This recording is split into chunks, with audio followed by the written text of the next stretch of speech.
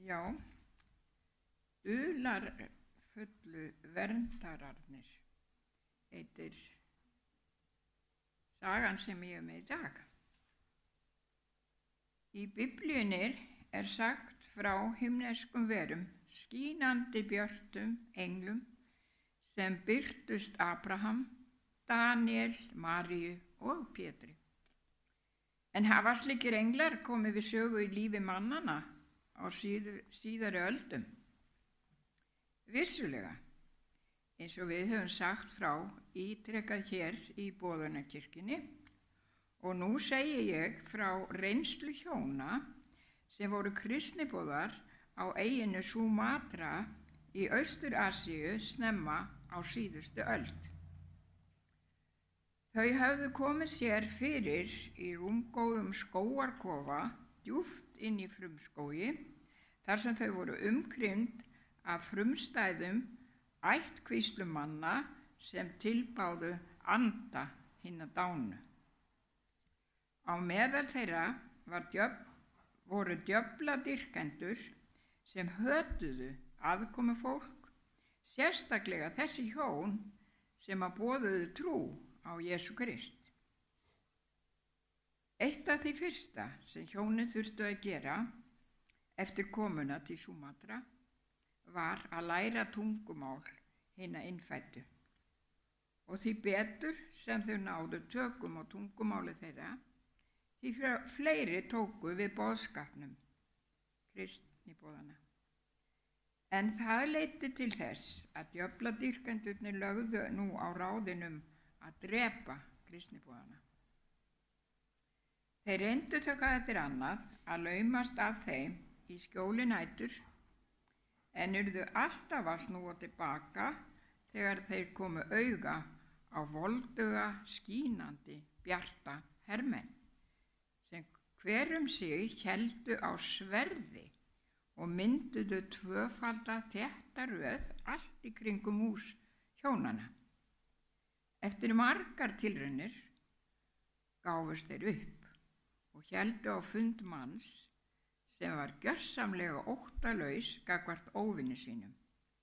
En það þurfti að borga honum stór fé til að hann tæki að sér að myrða þetta fólk. Jú, hann tók að sér að drepa kristniboðana og lagði af stað í áttina að húsinu þeirra. Hópur djöfladýrkenda fylgdu í humátt á eftir honum til að sjá hvernig honum gengi að vinna bug á öllu varnarliði kristniboðana. Þeir sáu hann ganga rösklega og óttalaus í áttina að húsi hinna kristnu. En allt í einu staðnæmdist hann og öskraði hástöfum af skelfingu. Síðan sneri hann sig við og hrópaði að allir skyldu þeir flýja til þess að bjarga að lífi sínu. Ekkert varð að tilræði illvirkjana og aldrei aftur var reynt að hindra starf kristniboðana. Svo gerðist það 2 árum seinna að þessi hættulegasti illvirki kom í heimsókn til kristniboðana og vildi fá að sjá þessa voldugu hermenn sem að gættu þeirra. Hjónin svöruðu því til að þau hefðu enga slíka varmenn og að þau hefðu alla tíð verið alein í húsinu í hvert skipti sem að óvinir þeirra ætluðu að gera þeim mein. Að þau hefðu verið að lesa í Biblíunni sem að Guð gaf þeim og þau hefðu verið að tala við hann og biðja. Því að hann væri svo mikið voldugri en þeir sem ætluðu að ráðast á þau. Þetta fannst djöfladýrkandanum svo ótrúlegt að hann bað að fá að leita að þessum varðmönnum í húsinu þeirra. Þeir hlytu að vera þarna, en það sáu illvirkjarnir þá mörgum sinnum allt í kringum húsið og hjónin leyfði honum að skoða allt húsið innan og utan, en hann fann ekki einn einasta varðmann. Þá tók kristniboðinn fram Biblíuna sína og las í henni englahermenn Guðs sem hann sendir til að verja fólkið sitt á jörðinni.